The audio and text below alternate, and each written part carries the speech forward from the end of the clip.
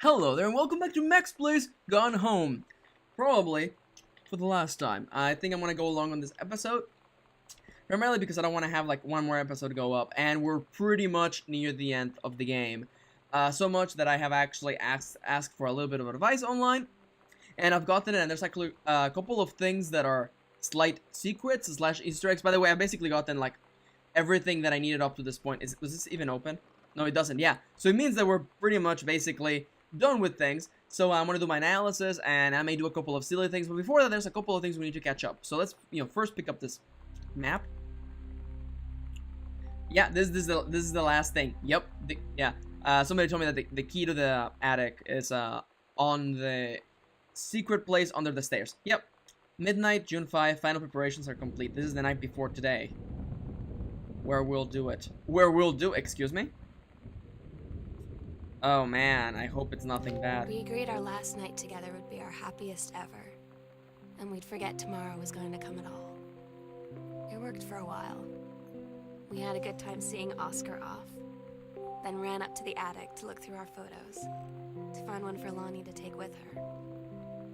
And looking at them, I realized they were all in the past. And there wouldn't be any more. And I didn't know what I was going to do. And I cried. And she held me. She said she knew it was hard, but life would move on. I said I didn't want my life to keep moving without her. That's when she cried too. I was so exhausted. I must have fallen asleep like that, in her arms. In the morning, I woke up, and I was finally alone.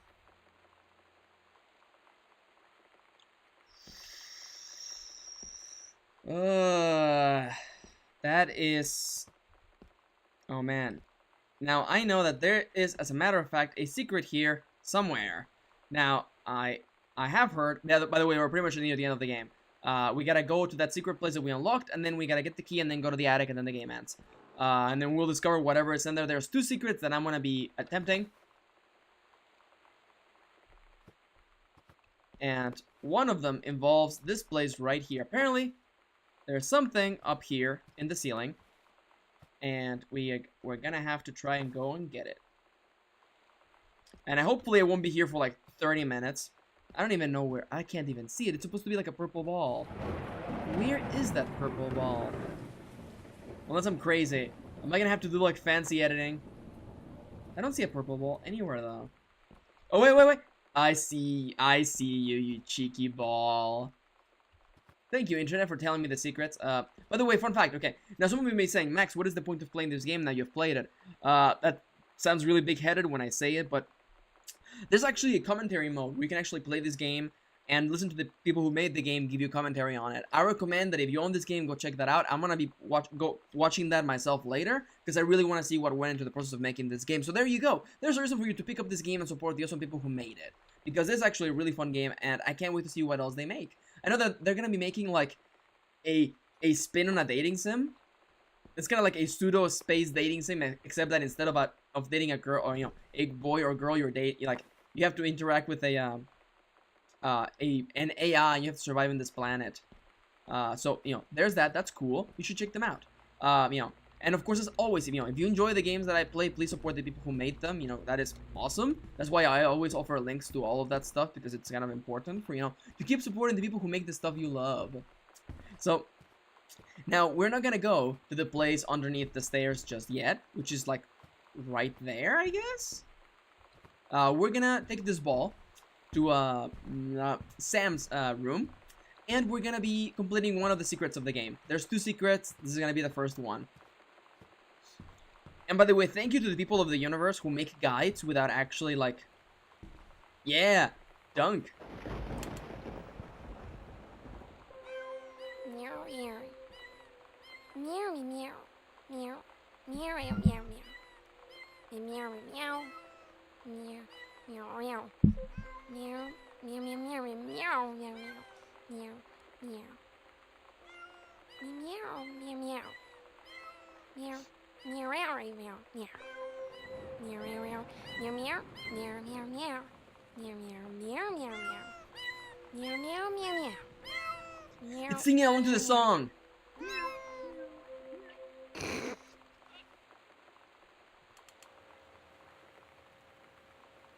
Ridiculous. Also, this room is way brighter than it should be, or than it used to be. Why is this room so bright? Oh my god, turn off the lights. I'm being blinded right now. Okay, yeah, turn you off. My god, a little bit too bright, thank you. Crazy. See, that's one of the secrets of the game. You can get cats and stuff to do their thing. I'm turning that off. That makes me crazy. There's one more secret, and it involves us in the end of the game, so we don't have to worry about it just yet. Is this even the right way? Yes, it is. This table here that gets me every time. Now, I guess that technically speaking, Oscar's story, which is our uncle who died, is kind of complete because we learn he just wanted forgiveness, and our grandmother did not forgive him at all. That's sad. Why am I going here? And as for that, we learned that his books actually got picked up to be republished. That's nice. And as for Mom, was there any closure with Rick stuff? I don't think so. So I'm really confused about that. Now, yep, it's right here.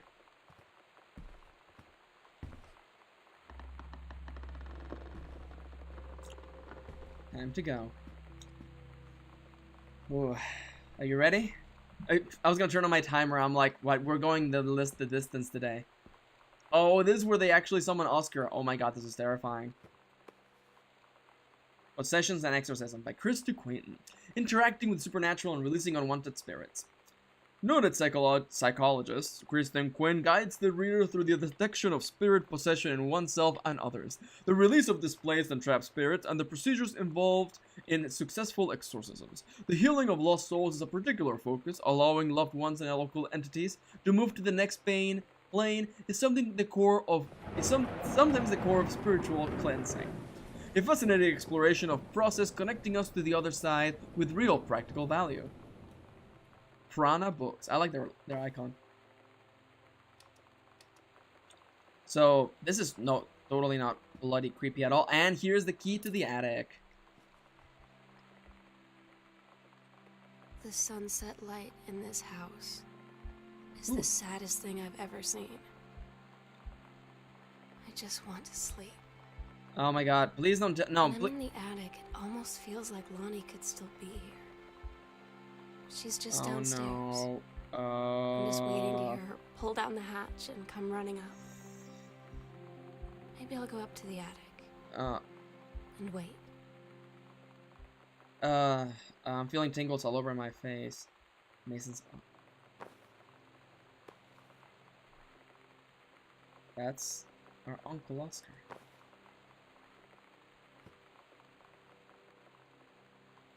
Well, I'm sure everything will be fine with you. Ooh. There's one last thing we need to do. And after that, I'll do my story analysis, and then we'll move on from there. Oh, man. Oh, wait. There's the final secret of the game. I almost forgot about our companion. The person who helped us from the beginning. The duck. You will come with us, good old Christmas duck. The world needs you. Really interesting. Okay, now clearly the narration is hinting at the idea that our sister is up there. Clearly. She's up there, waiting for, Lonnie to come back. The problem that I have right now, and my voice is raising because it terrifies me, is that she said she didn't need her room anymore. Is that because she just wants to live in the attic, or because she is not going to be alive any longer? That is the thing that scares me. And I don't want to think about it, but we have to think about it.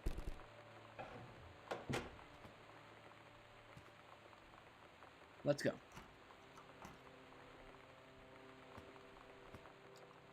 Wait, is my mouse on the screen? Oh my god, I'm so unprofessional. Let's go, Christmas duck. Let's go together, all of us.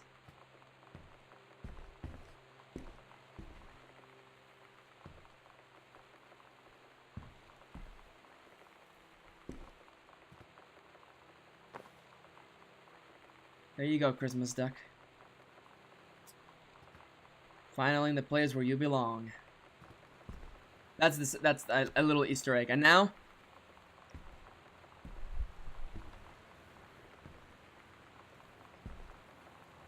for the final section of the game. Oh my god. Oh, good game design. You're leading me to where I'm supposed to go. Sam, I'll always remember what we had. Stay strong, kick ass. I love you, Lonnie. There's tear marks. I said yes. Oh, this is the best song. This is the best song in the entire soundtrack. Katie, I fell asleep in the attic, in Lonnie and my old spot, and I missed the first 2 calls. I just barely caught the 3rd one before the machine got it. And it was Lonnie, on a payphone. She'd been on the bus to Basic, and she said she couldn't think of anything but me and us, and that she couldn't go through with it, with the army and being apart and all of it. And so she got off the bus in Salem. She said, "Sam, I want you to pack up everything you can and get in your car and come find me. And let's just drive until we find somewhere for us." And she asked me if I could do that. The name of the song! And I said yes. Yes.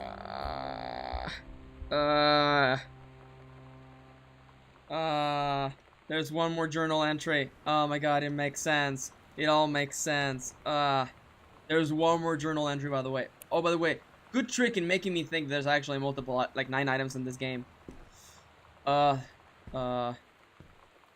my god. I know I'm not supposed to turn on the lights because that would actually ruin the photos, but you know what? That's life. Deal with it. That would explain she's not here because she... Oh, by the way, fun fact. When you feel all those tingles, that's actually dopamine being released into your body. It's supposed... This means I'm happy, but I'm not. There's pain. I'm happy for you, but... Oh, photo paper. Yeah. Wait a minute. Photo paper? Did you leave anything for us there? Little sister? Did you leave anything for me, little sister?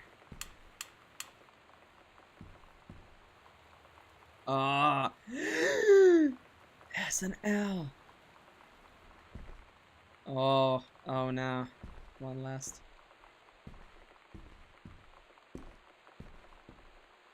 One last. Letters to Katie.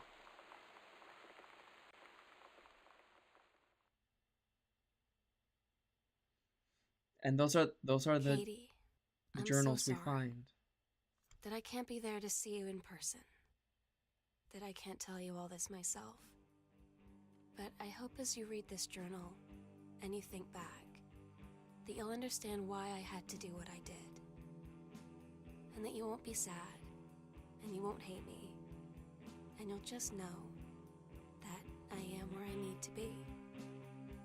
I love you so much, Katie. I'll see you again, someday.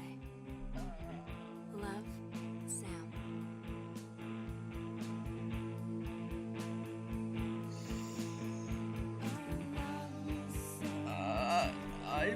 I better make a marker so my video doesn't get flagged. My heart. My heart.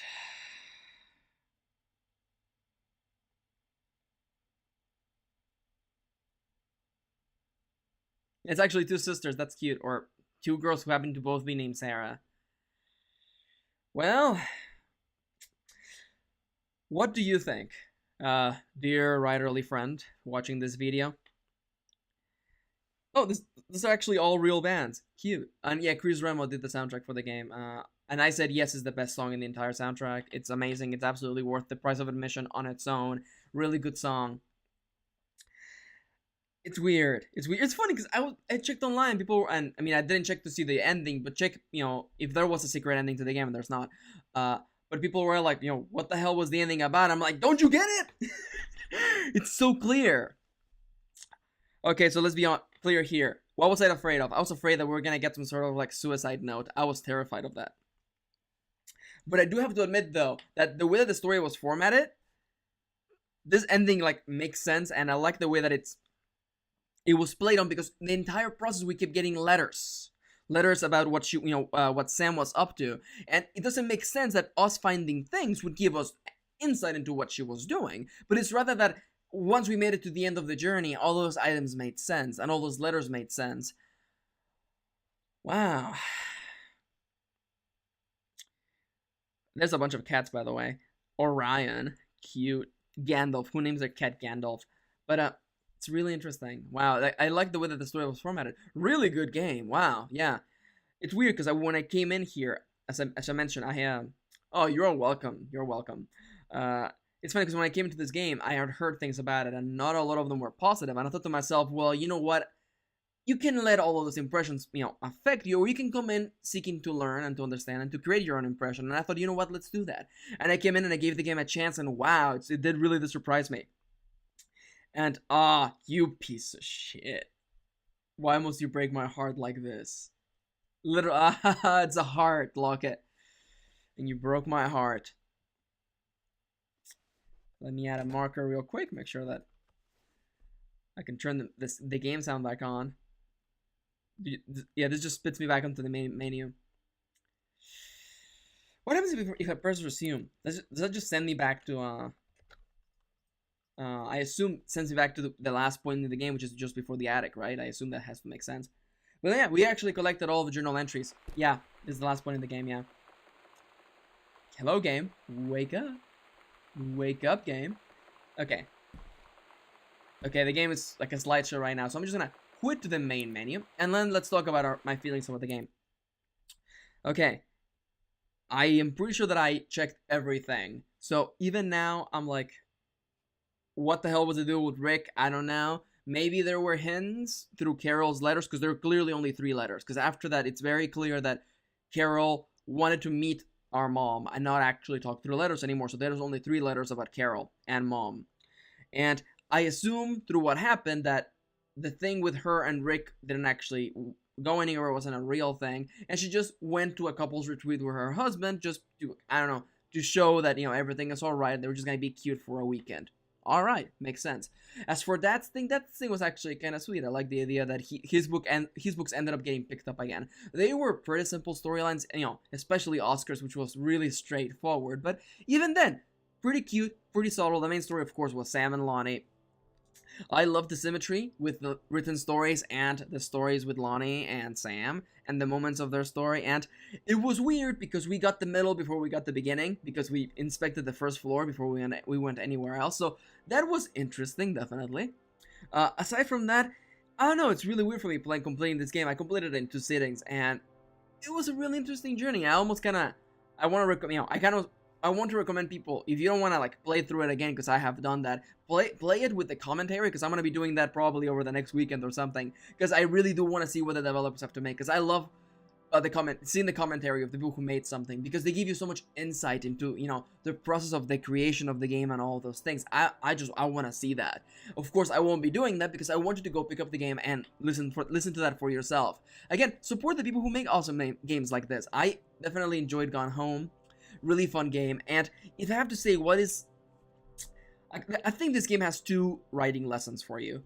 Number 1, which is it's one of those things that is not exactly a lesson, but rather just an idea to keep in mind, is that time to get attached to your characters. I think that a lot of people get get focused on the idea of letting your readers know who your character is and all of their backstory out of the way, so we can focus on what is going on now as soon as possible. And there's a principle to that, and I get it, but I think there's a little bit of a point to the idea of letting your characters unfold over time. Let the reader know about your character a little bit at a time. Unfold that backstory bits at a time, so that we can get attached to them and actually care about their backstory. I think that one of a fault in writing is dropping a character and giving us their backstory in one huge go. And so from that point on, we actually have what I mean by that is that giving us a character's backstory on the spot is ineffective, because we have 1, no point of reference to know what any of this means, and 2, we don't care about the person. we don't know them at all. So I think that it works a little bit better to let a character unfold and bloom, so that the reader can actually develop an emotional attachment. Like, you know, if I had learned all of the Lonnie things from the get-go, I wouldn't have cared. It wasn't until I learned about Sam and I learned about the things that they were doing together that I developed an emotional attachment, to the point that when we made it to the attic, I was feeling tingles all over my face and my neck, because it's all like the excitement of finally reaching that climax of the story. Really, really interesting and really, really fun. As for the other lesson that I would recommend is the idea of world building through the little things in life. I love that somebody had to go out of the way to create all of the little things that we experienced in the house, and I think that's actually meaningful. Not only creating like all of the publishing company for dad, or all of the like the forestry things for mom, and all the other things that were laying around, is just the idea of creating things. I think that a lot of people focus on like, well, I want to have like this band in my book, can I do that? And I'm like, well, how about you just make your own band and have them be whoever you want to be, and allow your world to feel bigger by having things that exist in our world as well. And I'm not gonna lie to you, as someone who used to do a lot of game mastering, I loved creating things for my world, like creating like the band that is like the band that everyone loves, that is on the radio all the time, to like the brand of cereal that my characters are eating. All of those things are things that I enjoyed. And as somebody who played through this entire game, I actually love that. And I could imagine the same type of person who was going through all those little things and making all those little details probably enjoyed it as well. So as somebody who likes that, I think that's actually pretty good. It makes the game feel as though it's taking place in its own universe, but a universe that makes sense. Not all books need to take place in our world and our universe, or, you know, although they can share similarities, no problem with that at all. With all those things said, though, yeah, emotional attachment and A+. Even, you know, this game was, for me, like 4 hours, because I was, you know, reading everything, and not reading it mentally, but reading it out loud, which means it takes a little bit more time. But, you know, 3.5, 4 hours, within that time, I developed a really powerful emotional attraction to, you know, Lonnie and Sam, and I wanted to learn their story and know that she would be safe. I was terrified. I didn't want to be like, we make it to the attic and there she is dead, and I'm like, please don't do this to me. That would be awful and terrifying, and it would break me, and it didn't. Thankfully, I'm really happy that it didn't do that. Of course, I want to make this clear that if that had been the ending, it would have been okay either way. Like, I'm not the person to argue about endings, because writing endings is really difficult and complicated. And more often than not, you as the author don't have a lot of leeway on that, because a story has a particular ending, and what are you going to do about it? And, you know, even if that had been the ending, I would have been understanding, but I would have been incredibly sad, because, you know, the emotional attachment, man, that is kind of like this, like the savings account that you have going on with your readers, you know, like an emotional savings account, and you keep adding on to it, and at the end, you know, you can just retract all of the funds and just crush your readers' hearts. That is the thing that makes things effective, as opposed to things like a zombie game, not The Walking Dead, where characters die left and right. You don't care about them because there's no money on their emotional savings account. Consider that a little piece of writing advice. With all those things said, though, sorry about that, I had a little bit of a technical difficulty. With all those things said, though, you know how I feel about the game. I really did enjoy it. This was actually a really fun experience, and a really good way to start the year for me, because I've been looking for more story-driven games. With all of that said, the next game that I'm going to play is not story-driven, or it is mildly story-driven. I'll be playing Somless Sea, because one of my patrons gave it to me, so I'm looking forward to that. I may do a test run, because it's more of a roguelike. Like, you don't come in wanting to beat the game, you come in hoping the game doesn't devour you and kill you. I think I'm going to do a test recording, or just a test play, and I may upload it. I don't know. I'll have to see how the game plays. With all that said, though, I want to thank you for watching. This has been a really fun journey. If you have any thoughts on Gone Home, feel free to leave it in the comments below. Share your thoughts with me. This story was incredibly cute and really sweet, actually. Again, you saw my fears. I was really afraid that this story was going to be really dark at the end, and it wasn't. And I'm actually kind of pleased with that. With all of that said, though, I want to thank you for watching. Like, subscribe, do all of the socially related things, and I'll be seeing you soon. Mwah!